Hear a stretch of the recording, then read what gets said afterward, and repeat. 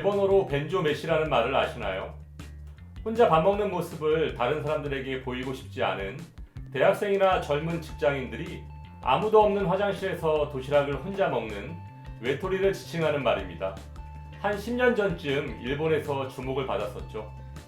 하지만 지금은 한국이나 일본 모두 솔로 문화의 비약적 발전으로 식당에서 혼자 밥 먹는 사람은 흔히 볼 수 있습니다. 혼밥, 혼술, 혼고기, 혼노래방, 혼여행. 여러분은 어디까지 해보셨나요? 그렇다고 이런 초솔로 사회가 혼자 놀기를 즐기는 젊은이들만의 세상으로 결론 짓는 건 큰 실수입니다. 초솔로 사회는 초고령 사회의 결과물이기도 하니까요.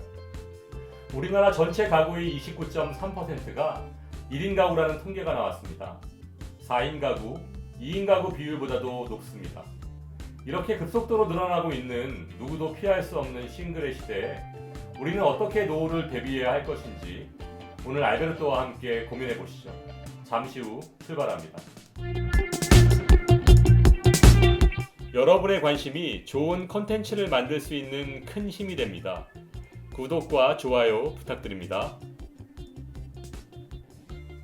안녕하세요. 행복한 인생의 마학 알베르토입니다. 2018년 기준 한국의 1인 가구 비율은 29.3%입니다. 10집 중 3집은 1인 가구인 것입니다. 1인 가구의 연령별 현황을 보면 20대 17.4%, 30대 17%, 40대 14.8%, 50대 16.7%, 60대 14.9%, 70대 18.3%로 골고루 분포되어 있는 것을 볼 수 있습니다. 이것을 다시 혼인 상태별로 분류해보면 사별에 의한 1인 가구 비중은 2000년 35.1%에서 2013년 29.5%로 감소했고 이혼에 의한 1인 가구 비중은 2000년 9.8%에서 2013년 15.5%로 증가한 것을 볼 수 있습니다. 솔로가 되는 첫 번째 유형인 배우자와의 사별로 솔로가 되는 유형 중 50세 이상 고령자 중 배우자와 사별해서 솔로가 되는 비율을 살펴보면 부인과 사별한 남성 싱글이 1년에 19,000명씩 생겨나고 있고 남편과 사별한 여성 싱글은 1년에 84,000명씩 새로 생겨나고 있습니다. 그리고 배우자가 먼저 사망한 뒤 남성은 평균 10년 정도를 더 살고 여성은 15년 정도를 혼자서 더 산다고 합니다.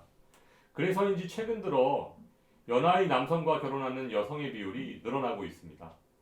통계를 보면 초혼인 경우 2007년 13%에서 꾸준히 증가해서 2017년 17%에 이르고 있습니다. 김태희, 최지우 등 여자 연예인들의 연하남과 결혼도 증가하면서 이제는 연하남과의 결혼이 전혀 어색하지 않은 시대가 되었습니다. 솔로 유형 두 번째는 결혼 후 이혼한 돌싱입니다. 1970년대 이혼 건수는 연평균 15,000건이었고 1980년대까지만 해도 연평균 34,000건이었는데 2018년에는 108,700건으로 엄청나게 증가했습니다. 여기서 주목할 만한 것은 혼인 지속 기간별 이혼 비중입니다.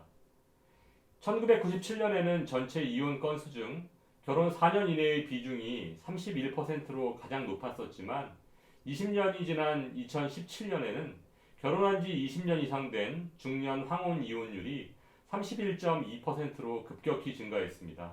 가장 높은 비율입니다. 하지만 황혼 이혼 정말 조심해야 합니다. 준비되지 않은 황혼 이혼은 노인 빈곤층으로 떨어질 확률이 정말 높기 때문입니다. 2006년 일본의 65세 이상 고령 인구 비율은 20%를 넘어서면서 초고령 사회로 진입했습니다. 2018년 일본의 전체 인구 1억 2,750만 명 중 65세 이상 고령자는 28.1%인 3,557만 명이고 이 중 솔로이신 분들이 16%인 600만 명인 것입니다. 이것은 65세 이상 고령자 6명 중 1명은 혼자 산다는 얘기입니다. 그렇다면 한국은 어떨까요? 2018년 한국의 전체 인구는 5,100만 명이고 이 중 65세 이상 고령자는 14.3%인 729만 명이고 이 중 솔로이신 분들이 19%인 138만 명입니다. 65세 이상 고령자 5명 중 1명은 혼자 산다는 것입니다. 현재 혼자 사는 노인의 비율은 한국이 일본보다 더 높은데요. 이런 추세라면 머지않아 한국이 일본을 따라잡고 최장수국이 될 것으로 예상됩니다. 솔로 유형 세 번째는 젊은 세대의 결혼 기피입니다. 결혼을 해봤자 지금보다 좋아질 것이 없기 때문에 그렇겠지만 50세까지 결혼을 하지 않은 생애 미혼, 평생 미혼 비율을 보면 정말 심각한 상황입니다. 한국과 일본의 평생 미혼율을 비교한 그래프를 보시면 2005년 한국 남성은 3.5%, 일본 남성은 16%였는데 10년 후인 2015년 한국 남성 10.9%, 일본 남성은 23.5%로 증가했고 2035년엔 29.3%로 한국과 일본이 같아진다는 통계가 나왔습니다. 여성의 경우도 2005년 한국 2.1%, 일본 7.3%였는데 2015년 한국 5%, 일본 14.7%로 증가했고 2035년 19.5%로 한국과 일본이 같아진다는 통계가 나왔습니다. 이런 것까지 일본을 이겨야 하는 건지 참 걱정입니다. 아무튼 내 자식이 이런 상황이라면 어떨까요? 결혼 이후 삶의 질이 향상된다는 보장이 없는 한 결혼 비율이 점점 떨어질 것으로 예상됩니다. 지금까지는 일본의 경우를 주로 비교해서 말씀드렸지만 유럽도 벌써 초솔로 시대에 도달했습니다. 스웨덴이 56.5%로 가장 높고 노르웨이, 덴마크, 핀란드 등도 이미 40%를 넘어섰습니다. 유럽의 복지 선진국들은 고령화 솔로사에 맞는 연금 제도가 정착되어 있고 지역사회가 가족을 대신해서 싱글 라이프의 삶의 질을 높여줄 수 있는 서비스를 제공하고 있습니다. 그렇다면 누구도 피할 수 없고 한 번은 경험하게 될 싱글의 시대에 우리는 어떤 준비가 필요할까요? 첫 번째는 평생 월급인 연금입니다. 자식들에게 집 물려줄 생각하지 마시고 국민연금, 퇴직연금, 개인연금, 주택연금 등 4층 연금을 총동원해서 매달 월급처럼 받을 수 있는 연금을 준비해야 합니다. 두 번째는 공동체 생활입니다. 은퇴 후 행복은 인간관계에 달려 있습니다. 동호회 활동을 통한 평생 취미, 신체적 건강에도 좋은 봉사활동 등도 중요하지만 배우자와의 관계가 가장 중요합니다. 재테크 중에서 가장 중요한 것은 처테크라는 것, 남편분들 잊지 마세요. 세 번째, 아내 중심의 노후 설계입니다. 보통 남편이 아내보다 3, 4살 많고 여성의 평균 수명이 5, 6년 더 높으니까 아무래도 아내가 10년은 더 살겠죠.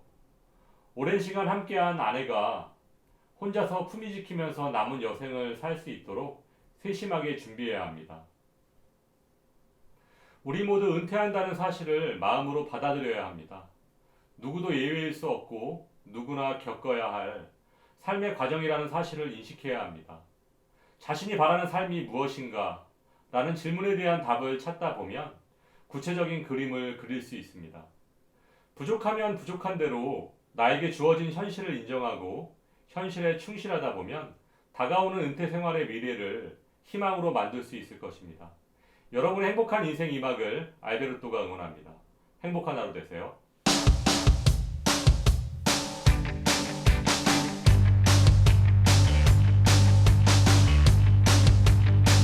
여러분의 관심이 좋은 컨텐츠를 만들 수 있는 큰 힘이 됩니다. 구독과 좋아요 부탁드립니다.